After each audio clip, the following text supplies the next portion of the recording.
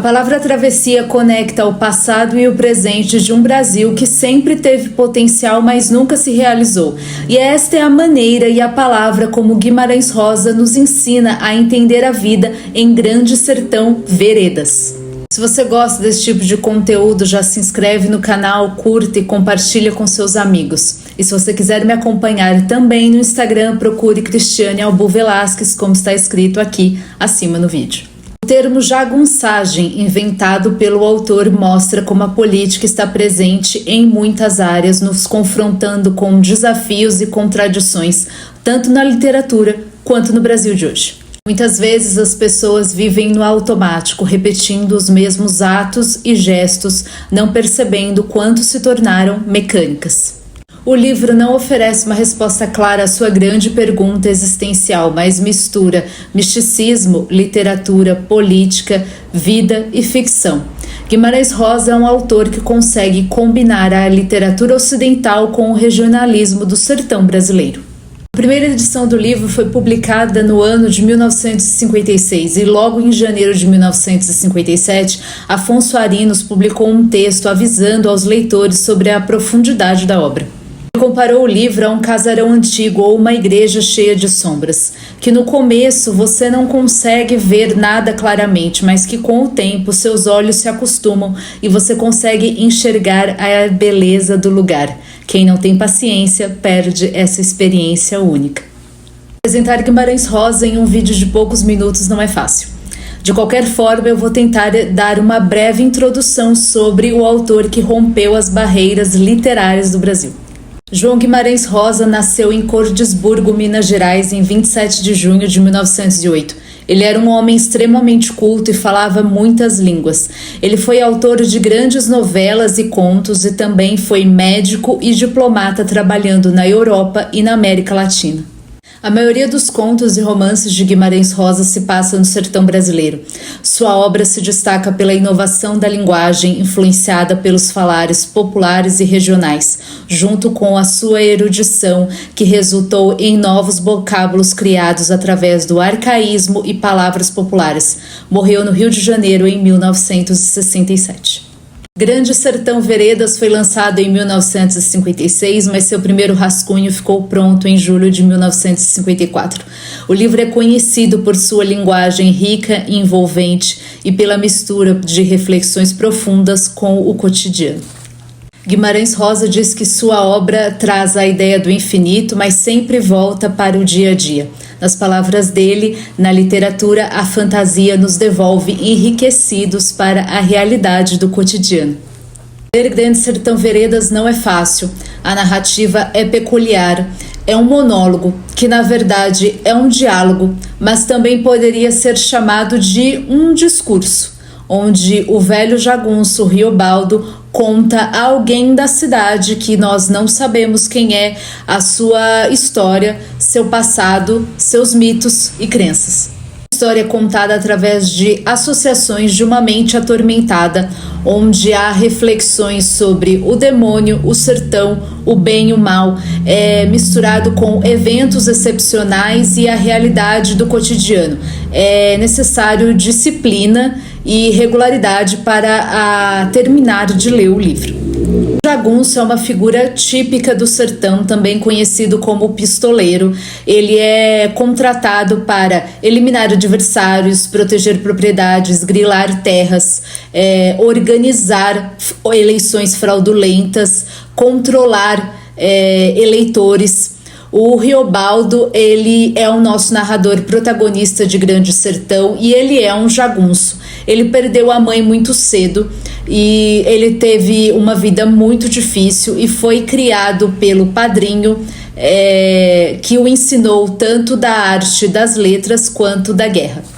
O Riobaldo, ele começou seus estudos em Curralinho e conheceu o Joca Ramiro. Aí ele descobriu que o pai dele, na verdade, era o seu padrinho. Ele fugiu de casa e encontrou emprego com o Zé Bebelo e tornou-se um jagunço. Ele estava muito desgostoso, tentou fugir, mas ele encontrou o Diadorim, que foi um menino que mudou sua vida. O Diadorim era filho do Joca Ramiro. e os dois desenvolveram uma relação ambígua, intensa de amor e amizade, sempre marcado pela guerra constante. O Riobaldo teve a sua jornada em diversos bandos, sempre permanecendo com dúvidas sobre justiça, sobre a sua própria vocação, mas sempre motivado pela presença do Diadorim. O romance Grande Sertão ele é aberto pela palavra nonada, que na verdade tem sentidos metafóricos e filosóficos quanto ao abismo, o vazio que permeia essa travessia da vida, acompanhada pelo sertão, do vazio que há no sertão. Nada é central na ambiguidade que domina o Riobaldo, que é o protagonista de Grande Sertão, sempre permeado pelo medo e por essa sombra ameaçadora do diabo, que é citado 52 vezes no livro quanto a isso, e também a coragem de seguir em frente, mas sempre com essas questões existenciais quanto à existência do diabo. O diabo também se manifesta no ódio presente na figura do jagunço Hermógenes. O Riobaldo também é assombrado pela violência, o sofrimento e a injustiça das Gerais. A sua fé e orações constantes em Deus são um alento para que ele consiga seguir em frente nessa travessia do sertão. O Riobaldo é profundamente ligado à ideia de Deus, acredita que a presença divina traz esperança e possibilita milagres, contrastando com a natureza traiçoeira do diabo que opera nos intervalos da vida. Ele sonha com um lugar celestial e ele ao tempo todo é gerido por esse embate entre o desejo de redenção e o mundo marcado pela operação do diabo. A presença amiga do Diadorim, filho do Joca Ramiro, traz muito apoio para o Riobaldo, que é consumido pelo ódio. O Diadorim tem muita força moral, o que é uma dificuldade emocional para o Riobaldo, mas também ele encontra nesta amizade força e resistência. Apesar das ambiguidades e da atração entre os dois, o Diadorim mantém uma pureza irredutível. Esta relação que desafia as normas sociais, mas traz um senso de plenitude e perfeição para o Riobaldo nos desafios que ele enfrenta na vida no sertão. O Diadorim introduz o Riobaldo na beleza e na dureza do sertão, e os dois juntos buscam uma vitória sobre Hermógenes. O Riobaldo tenta fazer um pacto com o diabo para obter mais poder, mas não obtém resposta. No entanto, algo muda dentro dele após o ritual, marcando uma transformação sobrenatural. O romance é permeado pela incerteza da sua existência e uma grande reflexão sobre a natureza humana. Grande Sertão Veredas retrata bandos criminosos exercendo poder no Planalto Central do Brasil, mostrando como o crime se entrelaça com o sistema político.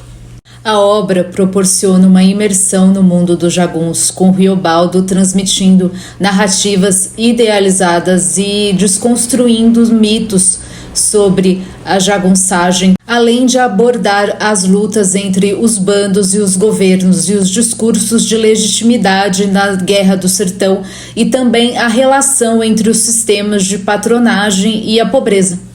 Ao tornar-se chefe, o Riobaldo torna-se um poderoso latifundiário, destacando a complexidade moral da narrativa, sempre permeada em torno do mal e do pacto com o diabo.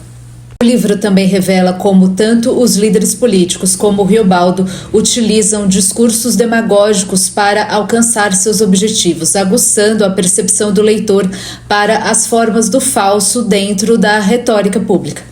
Grande Sertão Veredas é um livro para ser revisitado durante a vida, pois o Guimarães Rosa usa a narrativa para explorar a complexidade do sertão e da alma humana, deixando uma obra rica e aberta em interpretações e significados.